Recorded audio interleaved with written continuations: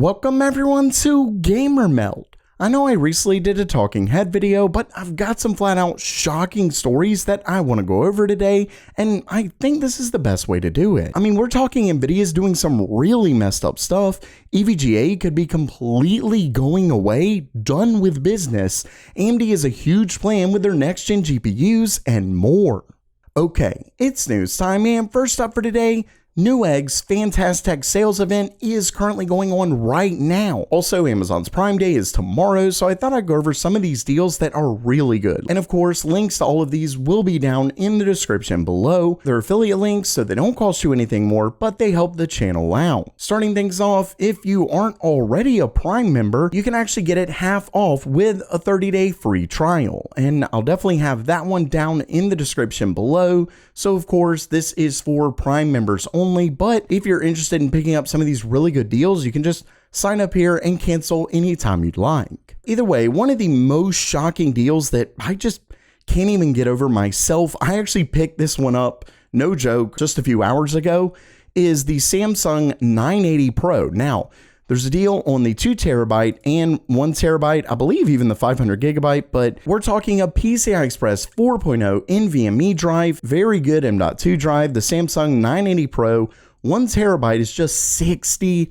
Once again, this is PCI Express 4.0. Then the 2TB version, which is the one that I actually purchased, is $100. Moving on, we have on Newegg Corsair's 850 watt fully modular ultra low noise ATX PSU for $134.99, but then $10 more off when you use this code. Definitely not a bad deal for a really good PSU. Next, we have a very interesting Samsung 34-inch ultra-wide monitor with 165Hz refresh rate, 1 millisecond response times, and it's a 1440p, so it's an ultra-wide 1440p monitor, regular $549.99, now it's just $400. Moving on, if you're looking for an introductory CPU, we have this i5 12400F for just $148.73. Now this is their last gen product, but still, for simply $150, it really isn't bad at all.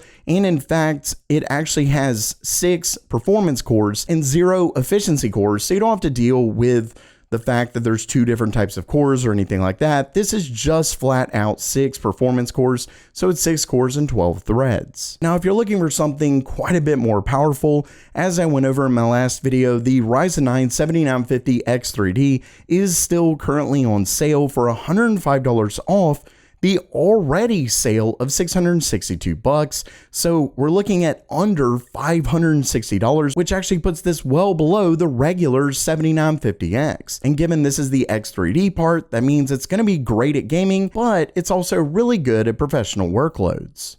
Either way, moving on, it looks like that Starfield bundle that I went over not too long ago. Don't forget that Starfield is quite possibly the most anticipated game potentially of this year. I don't know about that, but it definitely is gearing up to potentially be a really interesting and vast game. Regardless, AMD is offering a Starfield bundle starting the 11th, so tomorrow, and that bundle is going to be included with Ryzen 7000 CPUs as well as RX 6600 and up GPUs. So if you're looking at purchasing a Ryzen CPU or one of AMD's RX 6600 and above GPUs, I'd definitely wait until tomorrow to pick that up.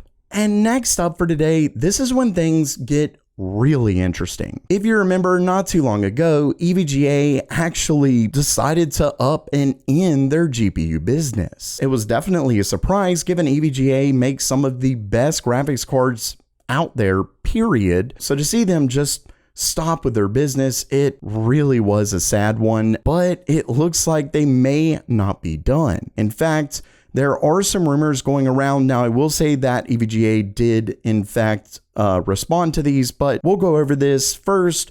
The rumor originally started from the Korean forum Cool Enjoy, where they basically said that EVGA had closed its headquarters in Taiwan. And at least from this, it sounds like it could be the end of the road for the company.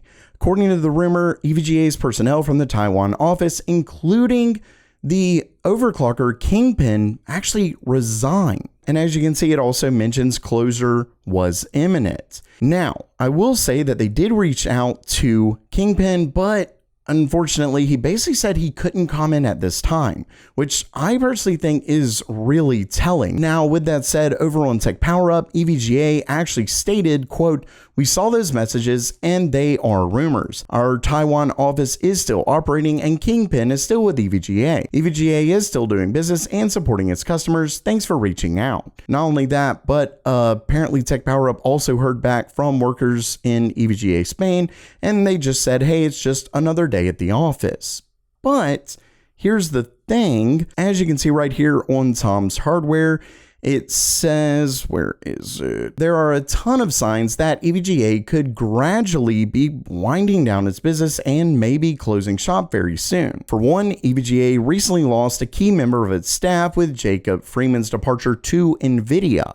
He had actually been the public face of EVGA for 17 years. Then during an interview with Gamers Nexus, Kingpin actually stated that there weren't any upcoming EVGA projects, which essentially sounds like they're really kind of winding things down. Not only that, but as you can see here, it says their online store once offered plentiful amounts of inventory, but I can confirm myself, just about everything is out of stock. You can see here, I mean, this is their power supplies. When you actually click on in-stock items, it shows just basically no actual PSUs are available. They have a power supply tester and they have some cords. That's pretty much it. Then when we go to, let's say, gaming keyboards, they have a little something here. Most all of this is out of stock though. Cooling, all of these are out of stock. Let's see, motherboards, all of these are out of stock. So it definitely doesn't look good. As Tom's Hardware states, EVGA's statement today proves that it's still doing business, but the company didn't provide any details in which direction it's heading. I mean, don't forget that this statement is really short for a, oh, don't listen to them, we're not going out of business. That's a pretty big claim that the rumors are stating, yet they sort of are just acting like, oh yeah, I mean, we're, you know, no, we're not. We're not. We're still up. So yeah, let me know what you think about this one down in the comments below. And next up for today, it looks like Nvidia may be at it yet again. This time, the story comes from the Russian channel Pro High Tech, who actually claims that Nvidia is pressuring the largest partners to refuse working with Intel in the next-gen GPU launch. Here is his statement down here. Now, I do believe that this has been translated with Google Translate, so if it seems a little odd at times, that's likely why. Regardless, it says, as you can see, Intel is already looking for partners to manufacture their next-generation video cards naturally in China. But as soon as they turned to the first-tier manufacturers, Nvidia became aware of this and they began to threaten their partners that if they took on Intel, then Nvidia would no longer work with them and they would not receive chips. Wow, that's a pretty big threat and definitely seems absurd to say the least. Although we pretty well know Nvidia has done things like this before. Don't forget that Nvidia's GeForce Partner Program, or GPP, was a pretty huge deal where effectively Nvidia in early 2018, the program aimed to establish closer relationships between Nvidia and its hardware partners to promote their branding and technologies. Remember that some brands had even started changing the names of their Nvidia and AMD GPUs because one of the rules in that partner program was effectively that you can't have the same branding under both Nvidia and AMD. And obviously that's ridiculous to say the least, but there were some other issues in that as well. Now, obviously, we do know that, as you can see here, Nvidia decided to cancel that partner program because of the mountains of backlash that they were getting, but it at least sounds like they're doing it yet again, except this time it sounds even worse. According to one of their sources, it states that thanks to an employee working in a company that apparently will sign a partnership with Intel, they were able to receive this information, but that person is unlikely to come out and actually make an official statement. Obviously, for fear of some kind of retaliation from Nvidia, though, of course, with the fact that it sounds like they're still going to sign with Intel, they could end up getting retaliation regardless. So yeah, I mean, this is absurd if it is true. We don't have definitive evidence stating that it is, but as they state, Pro High Tech is a well-known channel that has strong connections with many companies. So there's almost certainly at least something here, and if it is what they're actually saying, this could be one of the worst moves Nvidia has ever done. I mean, it's 100% anti-competition. It's absolutely ridiculous to say the least. And lastly for today, I actually have a story that is more of the good news side of things. Thank goodness, because the last two have been pretty horrible, but this one actually comes from AMD. You can see right here that Takahiro Harada, I probably pronounced that wrong, I do apologize, but he's actually a researcher for AMD, and he actually posted this. He says, "We use BVH for ray tracing, but is it always the good choice? Our paper Neural Intersection Function at HPG 2023 will show that we can embed neural networks in a ray tracing pipeline and show that it can make it faster." Well, that paper is now here. As you can see, this is called the Neural Intersection Function, and it actually allows AMD, I'm not going to go through the whole thing, but well, really quickly, I'll at least go through this. You may not know exactly how ray tracing works, but effectively both AMD and Nvidia, pretty much everyone right now uses what's called the Monte Carlo ray tracing algorithm.